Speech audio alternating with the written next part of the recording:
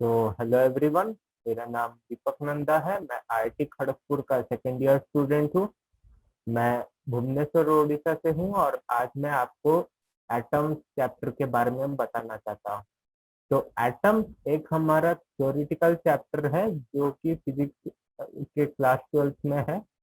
इसमें सबसे ज्यादा हमको थ्योरी ही देखने को मिलता है। इससे सीबीएसई में ज्यादा इसका एडवांटेज आता है और जेई में भी इसका कॉन्सेप्ट बहुत ज्यादा यूज होता है। तो ये इस हिसाब से एक बहुत इम्पोर्टेंट चैप्टर है।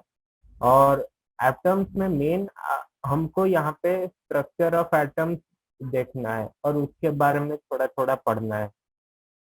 तो हमारे पास यहाँ पे मेनली तीन टाइप के स्ट्रक्चर्स हैं एटम्स के लिए। अगर हम देखेंगे तो पहला है थॉमसन मॉडल, उसके बाद आता है रदरफोर्ड और तीसरा है हमारा बोर मॉडल ऑफ एटम। तो ये तीन मॉडल हमारा यहाँ इस चैप्टर में दिया है। तो पहले हमारा थॉमसन मॉडल डिस्कवर हुआ था जो कि हमारा जे थॉमसन सर थे जो हमारे वो पहले बताए थे। ये जब उन्होंने मॉडल दिया था तभी उन्होंने पहले इलेक्ट्रॉन को डिस्कवर किया था। उसके बाद उन्होंने ये मॉडल दिया था। तो इस मॉडल के हिसाब से हमारा एटम पूरा पॉजिटिव चार्ज से फिल्ड है जिसमें कि ये छोटे छोटे दाने जैसा इलेक्ट्रॉन अंदर दबा हुआ है। इसको इसलिए प्लम पुडिंग मॉडल भी बोलते थे और अगर इसको बोल सकते तो ऐसे भी कि ये कोई वाटरमेलन के अंदर सीड की तरह इलेक्ट्रॉन घुसे हैं। तो इस मॉडल के हिसाब से एटम का स्ट्रक्चर वैसा था कि पूरा ये एटम ले लो, उसके अंदर छोटे छोटे इलेक्ट्रॉन के पार्टिकल हैं जो कि नेगेटिवली चार्ज है। जैसे ये इलेक्ट्रॉन हुआ, ये इलेक्ट्रॉन, और पूरा जो बच गया है वो पॉजिटिव चार्ज है। तो ये था हमारा थॉमसन मॉडल ऑफ एटम। तो इसका काफी सारा डिसएडवांटेजेस भी था क्योंकि हमें तभी पता नहीं था कि हमारा एटम्स के अंदर कौन कौन सा पार्टिकल है। अब तो हमें पता है कि तीन टाइप के पार्टिकल्स होते हैं, जैसे प्रोटॉन, न्यूट्रॉन, इलेक्ट्रॉन। पर तभी फर्स्ट टाइम हमारा जे थॉमसन ने इलेक्ट्रॉन को डिस्कवर किया था हमारा इलेक्ट्रॉन रे ट्यूब को यूज करके। तो उसके बाद उन्होंने उनको लेकिन प्रोटॉन और न्यूट्रॉन के बारे में पता नहीं था। तो उनके हिसाब से सिर्फ इलेक्ट्रॉन एक पॉजिटिवली चार्ज एरिया में था जिसको हम थॉमसन मॉडल ऑफ एटम बोलते हैं। तो इसका डिसएडवांटेजेस ये था कि हमें पता नहीं था कि पॉजिटिव चार्ज और नेगेटिव चार्ज को शील्ड क्या कर रहा है। क्योंकि आप देख सकते हैं ये पूरा जगह पॉजिटिवली अगर चार्ज हो गया हमारा, तो ये इलेक्ट्रॉन तो इसी के अंदर है, तो इसको शील्ड कैसे किया जाता है। और सबसे बड़ा ये मॉडल तब फेल कर गया जब हमारा कंडक्ट किया गया था अल्फा पार्टिकल स्कैटरिंग एक गोल्ड फॉइल पे। ये एक बहुत इम्पोर्टेंट टॉपिक है एग्जाम के हिसाब से भी और हमारा बेसिक क्लियर करने के लिए भी। ये बहुत इम्पोर्टेंट टॉपिक है हमारा alpha particle scattering with gold foil. तो इसमें हम जैसे यहाँ पे हमारा सेटअप दिया है, देख सकते हैं एक पतला सा बहुत पतला गोल्ड फॉइल यूज किया गया था जिसका थिकनेस यहाँ पे दिया है 2.1 इंटू 10⁻⁷। वैसे थिकनेस याद रखना इतना इम्पोर्टेंट नहीं है, पर ये बहुत ज्यादा पतला था कि इसका मतलब एक साथ देखोगे तो 3-4 लेयर वैसा ही फॉर्म किया, मतलब 100 लेयर में ही वैसा था एटम्स का। तो इसमें अगर हम अल्फा पार्टिकल अगर इसके ऊपर स्कैटर किए थे हम, तो पहले थॉमसन मॉडल के हिसाब से प्रेडिक्शन हमने किया था कि क्योंकि हमारा ये यूनिफॉर्मली डिस्ट्रीब्यूटेड है और बीच में सिर्फ इलेक्ट्रॉन्स ही है और ये पॉजिटिव चार्ज है। अगर इसको हम फॉइल देखेंगे तो उसके बाद अल्फा पार्टिकल्स का बहुत ज्यादा मोमेंटम था। तो अगर ये अल्फा पार्टिकल है तो ये हम ऐसे उन्होंने बोला था कि ये एक पेपर की तरफ हम एक गन चला रहे हैं, वैसा ये है। मतलब हम एक्सपेक्ट नहीं करेंगे ज्यादा डेविएशन आने का, थोड़ा सा जस्ट डेविएशन आ रहा होगा, जस्ट बहुत कम। तो उतना ही एक्सपेक्ट किया था कि सब ऑलमोस्ट थोड़ा ही डेविएशन के साथ पास करेगा अल्फा पार्टिकल। पर जब रिजल्ट आया वो बहुत ज्यादा चौंकाने वाला था। जैसे कि अगर हम यहाँ पे देखें, हाँ ये, तो इसके हिसाब से ये वाला देखने से कि एंगल कितना स्कैटर हुआ। एंगल कितना स्कैटर हुआ इसका मतलब क्या, ना जैसे कि ये हमारा पार्टिकल सीधा जा रहा है, तो इससे कितना डेविएशन एंगल में वो हमें दिखाई दिया। हम अल्फा पार्टिकल को देखते कैसे थे, यहाँ पे एक जिंक प्लेटेड फॉइल लगा दिए थे जो कि ग्लो करता है जब भी हमारा अल्फा पार्टिकल उस पर टकराता है। तो उसके हिसाब से ये अल्फा पार्टिकल जितना भी डेविएट करेगा, हम यहाँ देख सकते हैं पूरा 180 डिग्री तक हम सब मेजर कर सकते थे। तो अल्फा पार्टिकल हमने छोड़ा, यहाँ पे गोल्ड फॉइल से टकराया, उसके बाद स्कैटरिंग हुआ। तो पहले के हिसाब से सब बोल रहे थे कि ऑलमोस्ट सारे अल्फा पार्टिकल होना चाहिए, जो एक्सपेक्टेशन था हमारा, वो सब अल्फा पार्टिकल का एंगल लेस देन 5 डिग्री होना चाहिए। पर ऐसा ज्यादा नहीं हुआ, जो एक्सपेक्टेशन था उतना नहीं हुआ। क्योंकि हम देखें कि ऑलमोस्ट 99% पार्टिकल सीधा ही चले गए, मतलब एक 0.01% डेविएशन भी उनमें नहीं आया, पूरे सीधा 99% पार्टिकल्स चले गए। थोड़ा बहुत कम, जितना एक्सपेक्ट था उससे भी बहुत कम अल्फा पार्टिकल्स का थोड़ा डेविएशन आया, 5 से 10 डिग्री बचा डेविएशन, बहुत कम पार्टिकल्स का आया। और कुछ कुछ अल्फा पार्टिकल्स का 180 डिग्री के आसपास का डेविएशन आया। तो ये सबसे ज्यादा चौंकाने वाला था, क्योंकि जैसे मैंने बोला था अल्फा पार्टिकल के पास बहुत ज्यादा मोमेंटम था। तो हम उसको ऐसे देख सकते हैं कि एक गोली चलाया आपने एक पतले से पेपर के ऊपर, तो गोली पेपर से टकरा के आपको ही वापस आके लगता है, तो वैसा तो नहीं होना चाहिए। इसका मतलब ये पेपर नहीं और कुछ अलग टाइप का मॉडल है, क्योंकि थॉमसन मॉडल बोलता था कि वो सारा पूरा कंटिन्यूअसली डिस्ट्रीब्यूटेड पॉजिटिव पार्टिकल था। तो हम इसको इसलिए पेपर की तरह ट्रीट कर रहे हैं यहाँ पे। पर जैसा हमारे यहाँ पे दिखाई दिया, उससे ये पता चलता है कि ये मतलब अल्फा पार्टिकल कोई एक स्ट्रॉन्ग इनली प्लेस्ड चीज से टकराया, जिसके पास इतना एनर्जी था कि वो उसको टकरा के वापस भेज सके। इसके पास इतना मास अगर होना था, तो हमने बोला कि मतलब पॉजिटिव चार्ज हमारा स्प्रेड नहीं है, हमारा पॉजिटिव चार्ज एक छोटा सा एरिया में कॉन्सेंट्रेटेड है, जिससे कि अल्फा पार्टिकल्स टकरा के बाउंस हो रहे हैं। तो उस छोटा सा एरिया को हमने बोल दिया न्यूक्लियस। इस न्यूक्लियस में हमने बोला कि सारा मास और पॉजिटिव चार्ज कॉन्सेंट्रेटेड है और इसके चारों तरफ हमारा इलेक्ट्रॉन घूम रहा है। तो ये हो गया हमारा नेक्स्ट मॉडल, थॉमसन के बाद हमारा रदरफोर्ड मॉडल।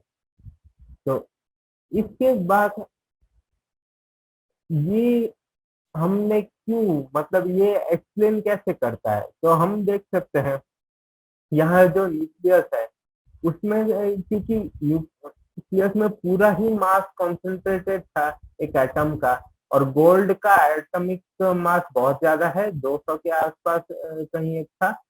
तो गोल्ड का एटॉमिक मास बहुत ज्यादा है, तो इसलिए इसके पास इतना ज्यादा मास था कि हम जैसे मैकेनिक्स में देखें, कोई भी हेड ऑन स्ट्रेट पोजीशन के पास तो वो वापस चला जाता है। तो वैसा ही यहाँ पे भी हम देख सकते हैं कि अल्फा पार्टिकल आया, जोर से टकरा के रिफ्लेक्ट हो गया। तो और इससे हम ये भी एक्सप्लेन कर सकते हैं कि क्यों maximum alpha particle straight line में चले गए, क्योंकि हमारा अल्फा पार्टिकल को यहाँ पे कोई रुकने वाला बिल्कुल भी नहीं था। हमारा न्यूक्लियस अगर यहाँ पे आ गया तो ये सिर्फ फ्री स्पेस हो गया, तो वहां से directly alpha particle straight line में पास हो गए। तो इस मॉडल से हमारा एक्सप्लेन हो जाता है हमारा gold foil scatter alpha particle scattering experiment. तो रुदरफोर्ड मॉडल का भी इसके बाद लेकिन डिफेक्ट दिखाई देने लगा, क्योंकि हमारा जब भी रुदरफोर्ड को हम फॉलो करते हैं इसमें मैक्सवेल इक्वेशन हम अप्लाई नहीं कर पाते थे। मैक्सवेल इक्वेशन ये बोलता है कि जो अगर कोई भी चार्ज पार्टिकल हमारे जैसे इलेक्ट्रॉन हो गया या अल्फा पार्टिकल भी एक चार्ज पार्टिकल है जिसका चार्ज 2 है, तो वो सब जो भी हो गया वो हमारा अगर कोई एक्सेलरेशन में होता है तो वो एनर्जी एमिट करता है। तो हम ये जानते हैं कि सर्कुलर मोशन में कोई भी पार्टिकल होगा तो वो एक्सेलरेशन में होता है, जिसको हम सेंट्रीफ्यूगल एक्सेलरेशन बोलते हैं। तो वो सेंट्रीपिटल एक्सेलरेशन की वजह से इलेक्ट्रॉन को रदरफोर्ड मॉडल में हमारा इलेक्ट्रॉन को, जैसे ये हो गया हमारा इलेक्ट्रॉन, तो इसको एनर्जी एमिट करना चाहिए। अगर ये एनर्जी एमिट करेगा तो इसका पास धीरे धीरे घटता जाएगा, क्योंकि एनर्जी घटता जा रहा है तो ये अंदर जा रहा है और लास्ट में ये क्रैश हो जाएगा। पर ऐसा नहीं होता, क्योंकि हमारा एटम बहुत ज्यादा स्टेबल है और बहुत लंबे टाइम से बचा हुआ है। ऐसा नहीं होता बिल्कुल भी। तो ये इसको एक्सप्लेन हमारा रदरफोर्ड मॉडल नहीं कर पाता था। तो इसलिए इसके बाद हमारा बोर मॉडल आया, जो कि हमारा न्यू बोर सर थे, उन्होंने दिया था। उन्होंने ये बोला था कि क्योंकि हमारा रदरफोर्ड मॉडल में इलेक्ट्रॉन को एक पार्टिकल की तरह माना गया है, पर वो एक पार्टिकल नहीं है, उसका एक वेव नेचर भी है, जो कि हम डुअल नेचर थ्योरी से जानते हैं। तो उसके वजह से एक अगर हम देखेंगे तो बोर ने बहुत सारे पोस्टुलेट किए थे, जैसे कि यह है हमारा bore first postulate, an electron in an atom could revolve in certain stable orbits without the emission of radiant energy। तो उन्होंने ये बोला था कि कोई भी अगर होगा, जैसे हमारे ये न्यूक्लियस है, तो ओनली कोई एक गिवन ऑर्बिट में ही वो ऑर्बिट कर सकता है, और कोई दूसरा, जैसा कि एक इलेक्ट्रॉन का अगर एनर्जी मान लो कि Q है, तो उस एनर्जी के हिसाब से एक ऑर्बिट अगर होगा तो ही वो उस एटम के मतलब उस न्यूक्लियस के चारों तरफ घूम सकता है। अगर नहीं होगा तो वो या फिर एनर्जी एमिट करेगा या एब्जॉर्ब करेगा, उसके बाद वो उस हिसाब से अपना ऑर्बिट चेंज करेगा। वैसे बहुत सारे ऑर्बिट उन्होंने डिफाइन किया था कि उनमें ही एक इलेक्ट्रॉन घूम सकता है। तो सेकंड पोस्टुलेट ने बोला था कि only in those orbits for which angular momentum is some integral multiple of h by 2 pi, जहां h है हमारा प्लैंक कांस्टेंट।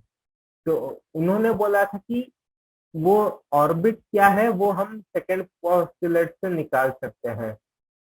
ऑर्बिट को निकालने के लिए हमारा एंगुलर मोमेंटम होना चाहिए एन एच बाय 2 पाई, जहां एन हमारा ऑर्बिट का नंबर है, एच है हमारा प्लैंक कांस्टेंट, और ये 2 पाई से डिवाइड है।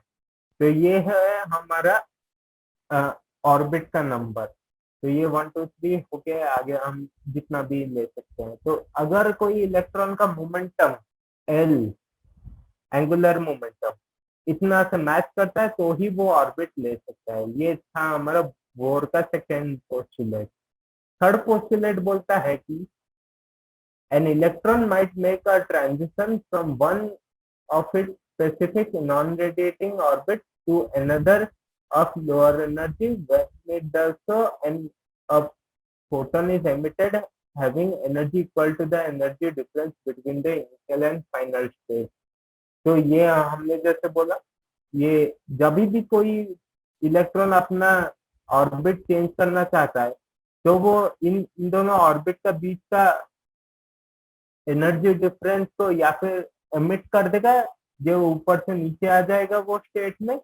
अगर उतना एनर्जी वो एब्जॉर्ब करता है तो वो नीचे से वापस ऊपर जाता है।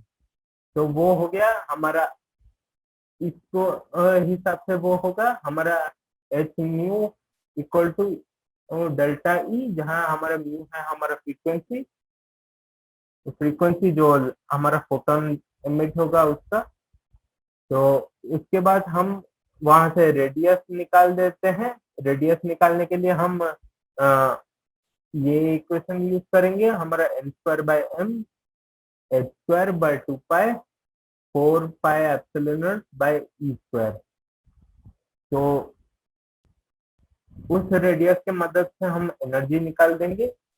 एनर्जी के लिए हम काइनेटिक प्लस पोटेंशियल एनर्जी करके निकाल सकते हैं, या उससे हमें ये इक्वेशन मिलेगा। तो इस इक्वेशन को भी हमको यहाँ पे ये इक्वेशन याद रखने में सबसे ज्यादा ये इम्पोर्टेंट है, क्योंकि हमारा इक्वेशन को यूज करके हम बहुत सारे क्वेश्चन सॉल्व करेंगे। तो हमारा ये दोनों इक्वेशन बहुत इम्पोर्टेंट है। ये सारे टर्म्स याद करने की जरूरत नहीं, सिर्फ हमको ये याद करना है कि हमारा कोई भी रेडियस एन स्क्वायर के प्रोपोर्शनल है और हमारा एनर्जी 1/n² के प्रोपोर्शनल है। चाहे तो हम मास भी याद रख सकते हैं, वो भी कभी कभी काम आता है, पर सबसे ज्यादा है कि n का कोफिशिएंट कौन सा है वो याद रख। तो ये प्रोपोर्शनल कांस्टेंट को एक मान लेते हैं, कोई भी ये हमारा कोई आर्बिट्रेरी कांस्टेंट हम मान रहे हैं, इसका कोई भी यहाँ वैल्यू हो सकता है। तो उसके हिसाब से आर एन का हम निकाल सकते हैं। रेशियोज निकालने में ये छोटा सा याद रखने में बहुत आसान है कि आर एन वैरी करता है एन स्क्वायर के हिसाब से और एनर्जी वैरी करता है 1/n² के हिसाब से। तो हम इसके बाद देख सकते हैं कि ये के, अगर हम एम को भी के अंदर मानते हैं, एम को भी, तो हम देख सकते हैं यहाँ पे जो लिखा है वो एक्सप्रेशन इसके मैच करता है। तो हमें के का वैल्यू यहाँ पे मिल गया है। कोई भी अगर मतलब इलेक्ट्रॉन के लिए हम देखेंगे तो वो वैल्यू इतना ही निकल के आएगा, जो कि है -13.6 इलेक्ट्रॉन वोल्ट एनर्जी के लिए। ये दोनों के बिल्कुल भी सेम नहीं है, तो वो भी हमें ध्यान रखना है। इसको K1 K2 लिख देते हैं इसलिए। फिर आगे चलते हैं तो एनर्जी लेवल्स में आता है। ये है हमारा डिफरेंट एनर्जी लेवल। तो हम यहाँ पे देख सकते हैं कि ये एन को वेरी करेंगे तो हमारा एनर्जी का डिफरेंट डिफरेंट स्टेट जो आता है उसी से हमने ये निकाला है। तो उसके बाद हमारा हाइड्रोजन एटम का स्पेक्ट्रा आता है, क्योंकि हमारा जब भी स्पेक्ट्रा के बारे में अगर हम ये जानना चाहते हैं कि वो क्या है, तो हम स्पेक्ट्रा को ऐसा मान सकते हैं, कोई भी एटम हो, जैसे हमारा यहाँ पे हाइड्रोजन यूज हुआ है तो हम हाइड्रोजन एटम को एक जगह में रखेंगे, उसके ऊपर लाइट साइन करेंगे। तो उस लाइट के साइन करने के बाद हम पीछे देखेंगे कि कौन कौन सा इसका स्पेक्ट्रम निकाल देंगे, प्रिज्म रख के इसका स्पेक्ट्रम निकाल देंगे वो लाइट का जो इससे पास हुआ है। फिर हम देखेंगे कौन कौन सा लाइन उसमें बचा है, क्योंकि हम जानते हैं कि लाइट का एक स्पेक्ट्रम होता है जिसका, जो कि मतलब प्रिज्म के बाद हमें रेनबो कलर की तरह दिखता है। तो हम उसमें देखेंगे तो हमें दिखेगा बीच बीच में कहीं कहीं एक डार्क लाइन है, जैसे कि यहाँ पे दिख रहा है। तो वो डार्क लाइन के हिसाब से हम ये बोल सकते हैं कि कौन कौन सा एनर्जी लेवल हाइड्रोजन में है। ये एब्जॉर्प्शन स्पेक्ट्रा इसको बोलते हैं, पर ये ज्यादा इम्पोर्टेंट याद रखना नहीं है। अगर हम याद रखना है तो ये बोल सकते हैं कि स्पेक्ट्रा का जो भी एनर्जी बैंड अवेलेबल होता है या नहीं होता, वो उसका कैरेक्टरिस्टिक स्पेक्ट्रा हो जाता है कोई भी एटम का। जैसे कि हर टाइप के मटेरियल का एक एलिमेंट का होता है स्पेक्ट्रा, जैसे कि हीलियम का स्पेक्ट्रा होता है और और डिफरेंट ऑक्सीजन का भी होता है, सब एलिमेंट जो एग्जिस्ट करता है उसका स्पेक्ट्रा होता है। तो तो उस स्पेक्ट्रा से हम ये भी डिटरमाइन कर सकते हैं कि एक कोई, जैसे हम डिफरेंट प्लैनेट्स में अगर हमको डिटरमाइन करना है कि वो कौन सी चीज से बना है, तो हम उसी का स्पेक्ट्रा से ये जानते हैं कि कौन कौन से लाइन यहाँ पे है और वो कौन से एनर्जी बैंड को कॉरेस्पॉन्ड कर रहा है। तो उसके हिसाब से हम पता लगा देते हैं कि कौन कौन से एलिमेंट उस प्लैनेट में अवेलेबल है। तो उसके बाद हम आते हैं कि बोर ने ये क्यों बोला था कि मतलब एक मतलब स्टेट उनका पहले से प्री डिफाइंड है। यहाँ जैसे कि अगर ये दोनों स्टेट है, जैसे ये अगर n=1 है और ये n=2 है, तो इसके बीच में क्यों नहीं रह सकता, इसमें क्या गलती है रहने में। तो उसके बाद उसको एक्सप्लेन करने के लिए हमारे डी ब्रॉगली सर ने एक्सप्लेनेशन दिया था कि हमारा इलेक्ट्रॉन एक पार्टिकल नहीं, वो वेव का भी कैरेक्टरिस्टिक्स रखता है। तो जब भी इलेक्ट्रॉन न्यूक्लियस के चारों तरफ घूमता है तो उसका एक वेवलेंथ होता है। तो जिस ऑर्बिट में वो स्टेबल है वहां पे हमारा वेवलेंथ का मल्टीपल होता है वो सर्कम्फरेंस। तो उस हिसाब से ही होता है, जैसे कि अगर हम सर्कम्फरेंस देख ले, 2πr हो गया हमारा सर्कम्फरेंस। तो ये बोला था उन्होंने कि हमारा वेवलेंथ के मल्टीपल होता है। तो इसको यूज करके हमारा ये फॉर्मूला भी आता है, क्योंकि मल्टीपल में होता है तो हमारा वेवलेंथ ओवरलैप नहीं हो जाते आपस में, तो एक कॉन्सिस्टेंट उसी ऑर्बिट में ही बन सकता है। अब आगे जाते हैं अब क्वेश्चन पे। तो यहाँ पे 9 क्वेश्चन है, उसको हम जल्दी कर लेते हैं। पहला question, choose the correct alternative from the clues given at the end of each statement. The size of an atom in Thomson model is dash the atomic size in Rutherford model. Greater than, no different from, much different. तो अगर हम देखें Thompson model में, वो बोला है कि पूरा एटम में पॉजिटिव चार्ज है, बीच बीच में इलेक्ट्रॉन का है, जिसको हम प्लम पुडिंग मॉडल भी बोलते हैं। ये है थॉमसन मॉडल। जबकि रदरफोर्ड ने बोला था कि न्यूक्लियस बीच में है, उसके चारों तरफ इलेक्ट्रॉन घूम रहे हैं। तो अगर एटम का साइज हम मान लेंगे तो दोनों का एटम का साइज हम देख सकते हैं कि सेम ही रहेगा, क्योंकि ये एटम का साइज पूछा है। अगर हम न्यूक्लियस को एटम की जितना नहीं मान सकते, ये पूरा ही एटम को कॉन्स्टिट्यूट करता है। तो न्यूक्लियस इसका बहुत ज्यादा छोटा है, मतलब पॉजिटिव चार्ज एक बहुत ज्यादा छोटा जगह में ही कॉन्सेंट्रेटेड है रदरफोर्ड मॉडल में, पर टोटल एटम का साइज और रदरफोर्ड का और थॉमसन का सेम ही है। तो इसलिए ये हो गया हमारा नो डिफरेंट फ्रॉम, क्योंकि एटम का साइज हमारा पूरा सेम है, तो नो डिफरेंट फ्रॉम ही होगा इसका आंसर। सेकंड क्वेश्चन है, in the ground state of dash electron are in stable equilibrium while in dash electron always experience a net force. तो इसमें देख सकते हैं स्टेबल इक्विलिब्रियम में हमारा इलेक्ट्रॉन थॉमसन मॉडल में, जबकि कांस्टेंट फोर्स मतलब नेट फोर्स एक एक्सपीरियंस कर रहे हैं, वो हमारा रदरफोर्ड मॉडल में है। ये इसलिए क्योंकि यहाँ पे इलेक्ट्रॉन हमेशा घूम रहे हैं। तो घूम रहे हैं मतलब उस पे एक नेट फोर्स लग रहा है सेंटर के तरफ, जो है हो गया हमारा सेंट्रिपिटल फोर्स। तो वो एक कांस्टेंट फोर्स हमेशा एक्सपीरियंस कर रहा है, इसलिए एक्सेलरेशन हो रहा है। तो इसलिए हमारा सेकंड हो गया हमारा रदरफोर्ड, जबकि फर्स्ट हो जाएगा हमारा थॉमसन, क्योंकि वहां पे इलेक्ट्रॉन एक ही स्टेट में रहते हैं। तो थर्ड है, classical atom based on dash is doomed to collapse, Thomson model, Rutherford model. तो अगर देखेंगे तो दोनों ही कोलैप्स करने का चांस है, दोनों का ही, क्योंकि हमारा बोर मॉडल ही अभी इस्तेमाल होता है।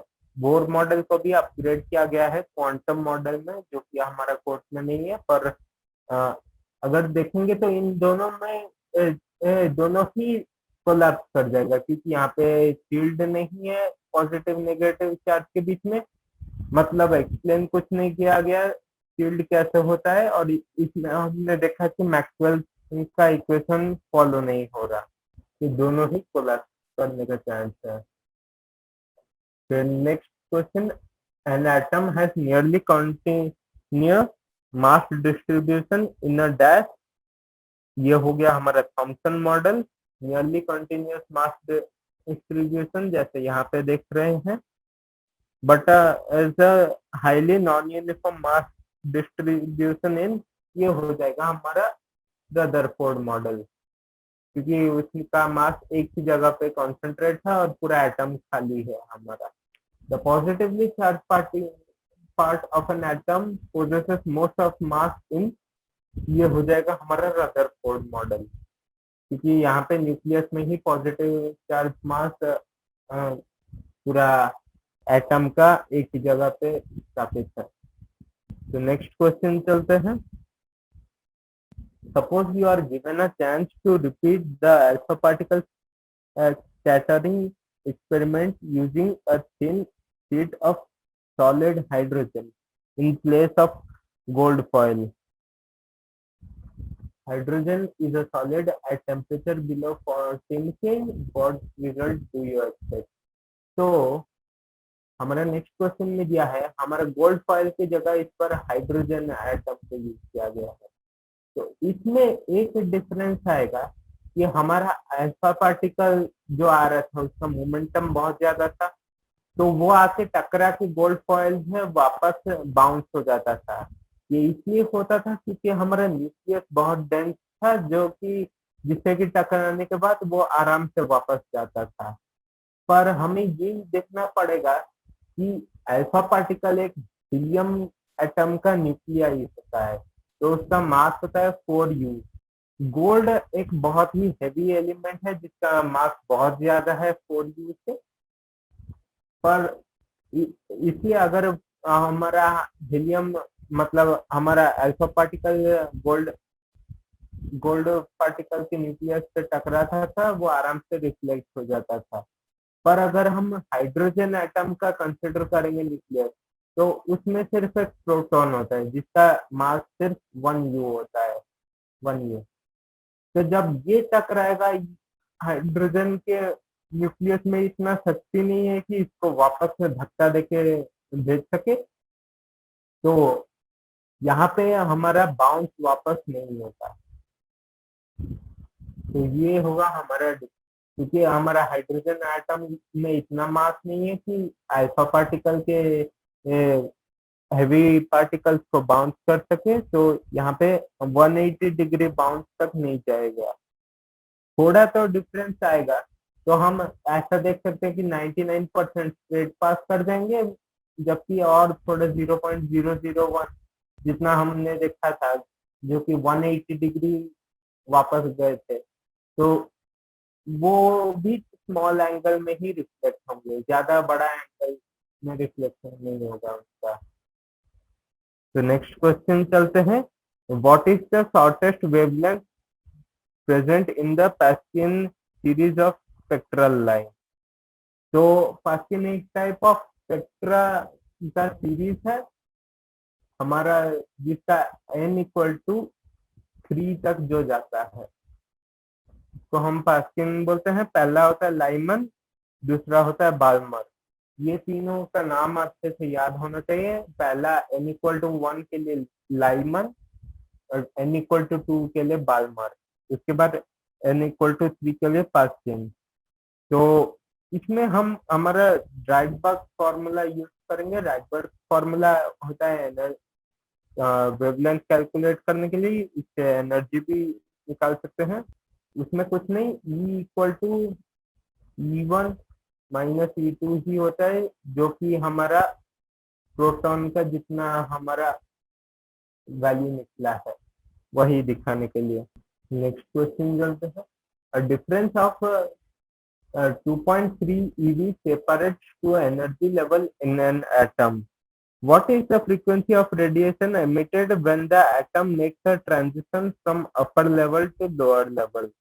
तो इसमें अगर देखेंगे हमें डिफरेंस बोला है 2.3 eV का, जो कि आएगा एनर्जी लेवल दोनों दो एटम्स में।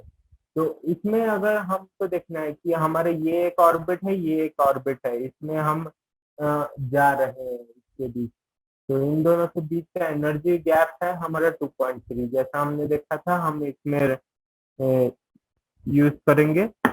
तो हमारा एनर्जी हो गया 2.3 eV। इसको हम म्यू के हिसाब से लिख सकते हैं, जहाँ म्यू है हमारा फ्रीक्वेंसी और एच है हमारा प्लैंक कांस्टेंट। तो यहाँ से हम निकाल सकते हैं हमारा frequency equal to E by H. ये इसलिए होता है क्योंकि अगर दो स्टेट के अंदर जितना भी एनर्जी डिफरेंस है, उतना एनर्जी डिफरेंस रेडिएट कर देता है इलेक्ट्रॉन जब भी वो निकालना चाहता है, मतलब ऑर्बिट चेंज करना चाहता है। तो इसमें हमारा आएगा वैल्यू, हमारा ई दिया है 2.3, ईवी में है, इसको कन्वर्ट कर देते हैं, इलेक्ट्रॉन वोल्ट होता है 1.6 इंटू 10⁻⁹, ये वैल्यू याद रखना चाहिए हमको। तो इसके बाद उसको डिवाइड करेंगे प्लैंक कांस्टेंट में, इसका भी वैल्यू याद होना चाहिए 6.62 इंटू 10⁻34। तो इसको फिर कैलकुलेट करते हैं, हमारा 10⁻⁹ प्लस 34, तो ये लगभग होगा 5.6 इंटू 10⁻14। और जो इतना फ्रीक्वेंसी का एक फोटोन एमिट करेगा वो इलेक्ट्रॉन। तो नेक्स्ट क्वेश्चन चलते हैं। The ground state energy of hydrogen atom is minus 13.6 eV. What are the kinetic and potential energy of the electron in this state? तो हम ये बहुत बार देखे हैं रोटेशन में और ग्रेविटेशन में, खास करके इसको ही यहाँ पे भी देख सकते हैं कि हमारा काइनेटिक एनर्जी, अगर तुम एक ऑर्बिट में, सर्कुलर ऑर्बिट में किसी भी ऑब्जेक्ट के चारों तरफ, तो हमारा काइनेटिक एनर्जी होता है माइनस ऑफ टोटल एनर्जी, और पोटेंशियल एनर्जी होता है हमारा 2 टाइम्स ऑफ टोटल एनर्जी। तो इससे हम निकाल सकते हैं कि हमारा ग्राउंड स्टेट में दिया है -13.6, तो हमारा काइनेटिक एनर्जी हो जाएगा 13.6 eV, जबकि पोटेंशियल एनर्जी हो जाएगा उसका डबल, जो कि है 13.6 का डबल 27.2 -27.2। तो ये हो जाएगा हमारा answer. Next question. Hydrogen atom initially in the ground level absorbs a photon which excites it to the n equal to 4 level. Determine the wavelength and frequency of the photon. तो ground level में initial था, जो कि n equal to 4 level तक चला गया। तो इसमें हम ये एक्सप्रेशन यूज करेंगे E n equal to -13.6 by n square eV. तो इसको यूज करके हम यहाँ पे निकालेंगे। पहले वो ग्राउंड में था, मतलब n इक्वल टू 1 था, फिर एक्साइटेशन होने के बाद n इक्वल टू 4 में चला गया। तो n इक्वल टू 1 में जब था, हमारा n इक्वल टू 1 यहाँ पुट करेंगे तो E1 हो जाएगा हमारा -13.6, और फिर E4 अगर हमारा 4th लेवल तक चला गया तो वो हो जाएगा -13.6 बाय 16, इतना ही लिख लेते हैं। ये ईवी में है ये दोनों। तो हमारा एनर्जी जो एब्जॉर्ब किया फोटोन में, तो फोटोन का एनर्जी होगा E4 माइनस E1 इन दोनों का सब्ट्रैक्शन हम कर देते हैं, तो वो होगा E equal to delta E लिख लेते हैं इसको माइनस करने में -13.6 कॉमन ले लेते हैं, फिर 1/16 -1, तो वो हो जाएगा -3/16। तो इससे हमारा डेल्टा ई निकल जाएगा 13.6 इंटू 15/16, इतना ईजी। इसके बाद हम यूज करेंगे इसको इक्वल टू h/लैम्डा। इसका हमारा वेवलेंथ निकल के आ जाएगा, और उसके बाद वेवलेंथ के बाद फ्रीक्वेंसी भी हम निकाल सकते हैं, क्योंकि हमारा ये फ्रीक्वेंसी है c/लैम्डा। तो इस इक्वेशन से अगर हम लैम्डा निकालेंगे तो आएगा हमारा hc/e, हो जाएगा हमारा ये h का वैल्यू है 6.62 इंटू 10⁻−34, लाइट का स्पीड c 3 इंटू 10⁸8, फिर लैम्डा इस तरफ चला गया, ई डेल्टा ई इस तरफ आ गया 13.6 इंटू 15/16। क्योंकि ये ईजी में है तो हम ये भी मल्टीप्लाई करना पड़ेगा, 1.6 इंटू 10⁻−19। तो ये हो जाएगा हमारा लैम्डा का वैल्यू। फिर हम इसको कैलकुलेट करते हैं, 6.6 इंटू 3/13.6 इंटू 15/16, तो ये लगभग आएगा 9.6 इंटू 10⁻−8 mm। तो इससे हम फ्रीक्वेंसी भी निकाल सकते हैं, फ्रीक्वेंसी हो जाएगा c/लैम्डा, तो वहां से फ्रीक्वेंसी भी आ जाएगा, जो कि लगभग 1015 के आसपास आएगा। 1015 के आसपास आएगा हमारा फ्रीक्वेंसी। कैलकुलेट कर ही लेते हैं, c/लैम्डा equal to c into 10⁻8/9.6 into 10⁻−8। तो ये ऑलमोस्ट 10 है, तो यहाँ से डायरेक्टली हम देख सकते हैं कि ये लगभग आएगा 3 इंटू 10⁻15, और लगभग अगर देखेंगे तो ये 3.1 है, 3.1 इंटू 10⁻15। तो इसके बाद नेक्स्ट क्वेश्चन चलते हैं, 12.6 using the Bohr model calculate the speed of the electron in the hydrogen atom in the n equal to 1, 2, 3 level. B calculate the orbital period in each of these level.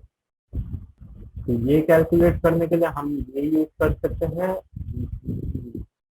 Energy equal to -13.6/n²।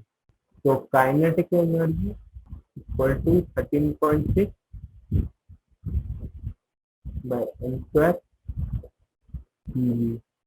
Kinetic energy हो गया हमारा ½ mv²/n²।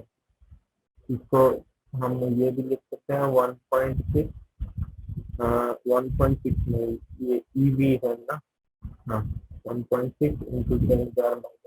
तो ये इस तरफ ले आते हैं, v² इक्वल टू ½ mv था ना, 2/n times of 13.6/n² into 1.6 into 10⁻19। तो इसको कैलकुलेट कर लेते हैं, तो यहाँ पे n इक्वल टू 1, 2, 3 पुट करेंगे तो हमारा वेलोसिटी हमें मिल जाएगा। यहाँ पे n है हमारा मास ऑफ इलेक्ट्रॉन, तो n लिख लेते हैं। तो हमारा v equal to root of 2/me into 13.6 into 1.6 by n square into 10⁻19। तो यहाँ से हम v1 v2 v3 कैलकुलेट कर सकते हैं। तो v1 v2 v3 यहाँ से हमको मिल जाएगा। यहाँ n का वैल्यू हम पुट किए हैं और डिफरेंट लेवल में कैलकुलेट किया। तो कैलकुलेट करने के बाद इसका वैल्यू आएगा लगभग 2 इंटू 10⁻6, फिर 1 इंटू 10⁻6, ये हो जाएगा 7.2 इंटू 10⁻5। ये पहले से मैंने कैलकुलेट किया था। जल्दी से अगर आपको कैलकुलेट करना है तो आप सिर्फ 10⁻⁴ का कोफिशिएंट में ज्यादा ध्यान दीजिए और फिर अप्रोक्सीमेट वैल्यू और नंबर का निकाल दीजिए। तो इसके बाद हम पार्ट बी में चलते हैं। पार्ट बी में दिया था ऑर्बिटल पीरियड निकालने के लिए। तो ऑर्बिटल पीरियड अगर निकालना है तो हम ऑर्बिटल पीरियड निकालने के लिए ये यूज कर सकते हैं 2πr बाय वेलोसिटी, मतलब टोटल सर्कम्फरेंस जो ऑर्बिट का है और इसमें कितना वेलोसिटी है इसका रेशियो निकालने से हमको मिल जाएगा। तो अगर T1 देखेंगे तो यहाँ से आएगा, यहाँ R और V दोनों का वैल्यू पुट कर देंगे। V का तो वैल्यू हम देखते ही थे, तो में वही करते हैं। हम इन V का वैल्यू यूज करके डायरेक्टली कैलकुलेट कर लेते हैं। तो 2π तो बड़ा कर देते हैं, 2πr1 r1 हो जाएगा हमारा,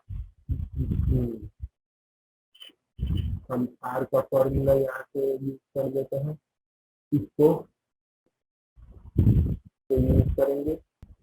तो ये हो जाएगा n² bye n h² bye k, ठीक है। कैलकुलेट करते हैं 2π इंटू 1 का स्क्वायर इंटू 6.62 इंटू 10⁻34 का स्क्वायर इंटू 8.85 इंटू, ठीक है। तो इसका वैल्यू आ गया T1 का 10⁻⁻15 इंटू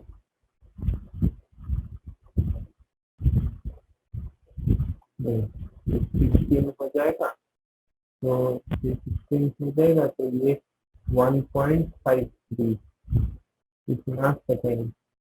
तो ये 16 हो गया, ये तो ये हो गया हमारा, ये T1 निकल गया। तो उसके बाद हम n का रेशियो से देख सकते हैं कि T1 प्रोपोर्शनल है n² के।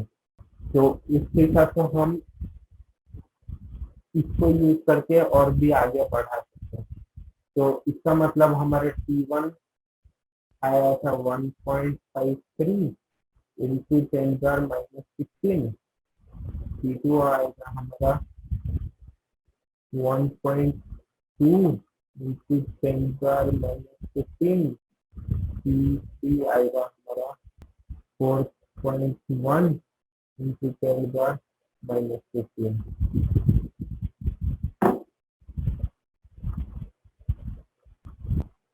तो ये हो गया हमारा ये वाला क्वेश्चन।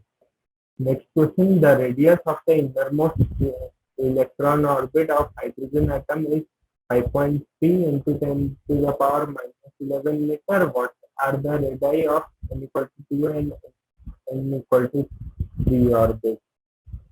तो हम ये देखते हैं कि r वैरी करता है n² के हिसाब से। तो हम डायरेक्टली देख सकते हैं कि अगर पहले n equal to 1 के लिए r0 था तो सेकंड के लिए 4r0 है और थर्ड के लिए 9r0 है। तो इसका मतलब ये डायरेक्ट मल्टीप्लिकेशन है। आर नॉट है हमारा 5.3 इंटू 10⁻⁻11। ये हो जाएगा हमारा 2.12 इंटू 10⁻⁻10। फिर ये हो जाएगा हमारा, मल्टीप्लाई करेंगे 4.77 इंटू 10⁻⁻10। तो ये हो गया हमारा रेडियस। नेक्स्ट क्वेश्चन चलते हैं।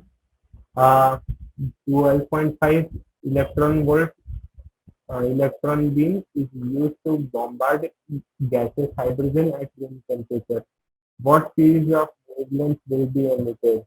तो हमें यहाँ पे दिया गया है कि एनर्जी बीम का एनर्जी है हमारा 12.5 eV। तो हमें ये पता है कि हमारा जो भी एब्जॉर्ब होगा या प्रोड्यूस होगा वो इसके हिसाब से होगा। हमारा energy of orbit equal to -13.6 by n square eV।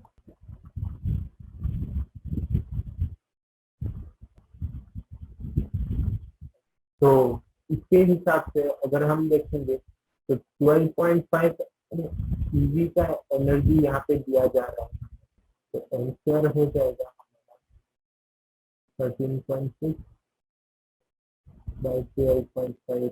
नहीं होगा, तो 12.5 इलेक्ट्रॉन वोल्ट का एनर्जी दिया जा रहा है, मतलब हमारा फाइनल एनर्जी स्टेट हमें निकालना है। तो 12.5 का एनर्जी हमको दिया जा रहा है, जो कि हमारा इनिशियल से पहले माइनस भी इसको करना पड़ेगा, वो गलती हो गया था। तो इनिशियल से माइनस करेंगे मतलब -13.6, पहला में n इक्वल टू 1 था तो माइनस इससे करेंगे तो हमारा ये निकल के आएगा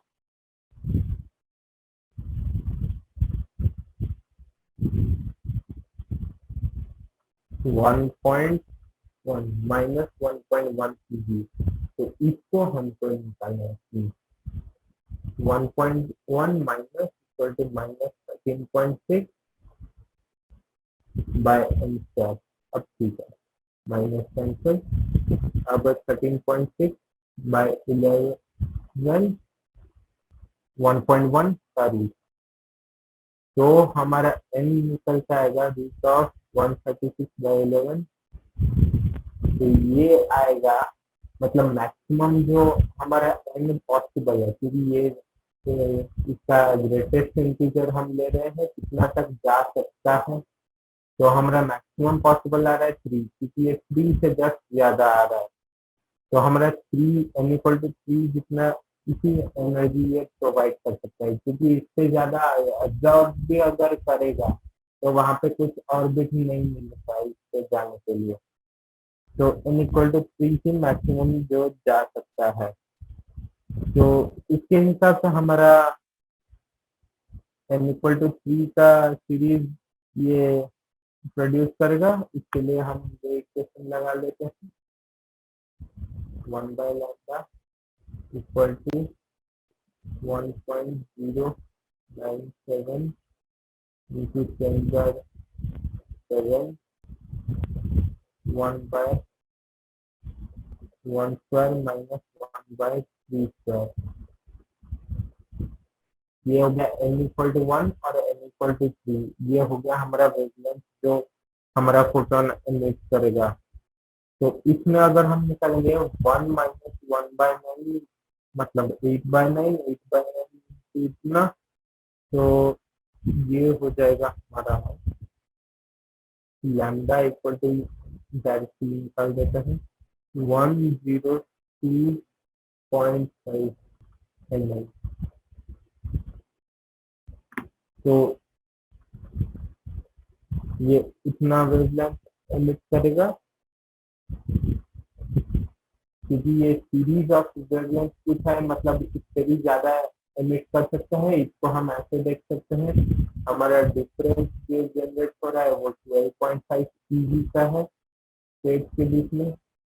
पहला वाला था -13.6 में, तो सबसे ऊपर वाला स्टेट जो जा सकता था वो था -1.1 में, वहां पे कोई स्टेट नहीं मिला क्योंकि हमारा स्टेट का लेवल था 13.6, फिर 13.6/9, ये होगा हमारा 13.6/4।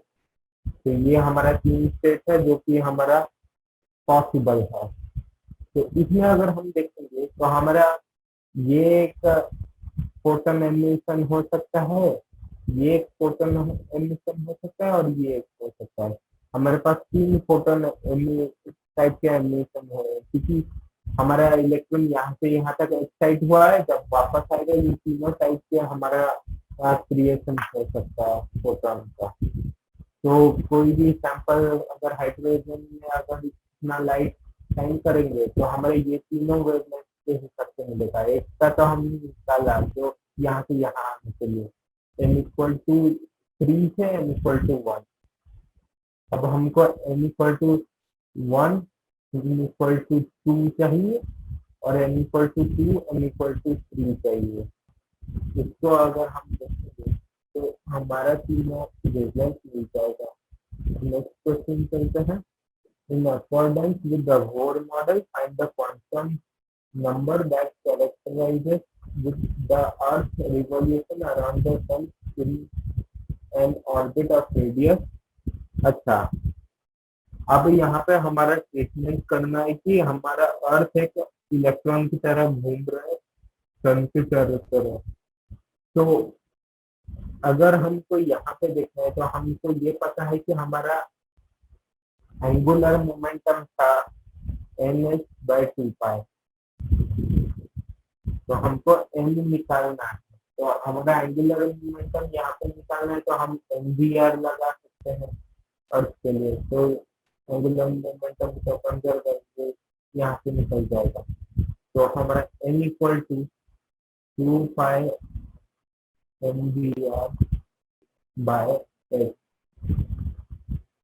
तो 2πmvr/h इसका वैल्यू सिर्फ हमें निकालना है। तो 2πm हो गया हमारा 6 × 10⁻24, v हो गया हमारा 3 × 10⁻4, फिर r रेडियस हो गया हमारा 1.5 × 10⁻11 डिवाइड बाय 6.66 × 10⁻−34। तो ये होगा बहुत ज्यादा बड़ा नंबर आ रहा है। 34 + 24 58, 58 + 11 69, 69 73, 73 और 94 10⁻74, 10⁻74 आएगा और 2 पाई होगा 6, 6, 6, 36, 36, 6, 6, ये हो जाएगा लगभग 2.6 के आसपास। ये हो जाएगा हमारा क्वांटम नंबर जो कि बहुत बड़ा है। तो इसी के साथ ये हमारा चैप्टर खत्म होता है। Thank you.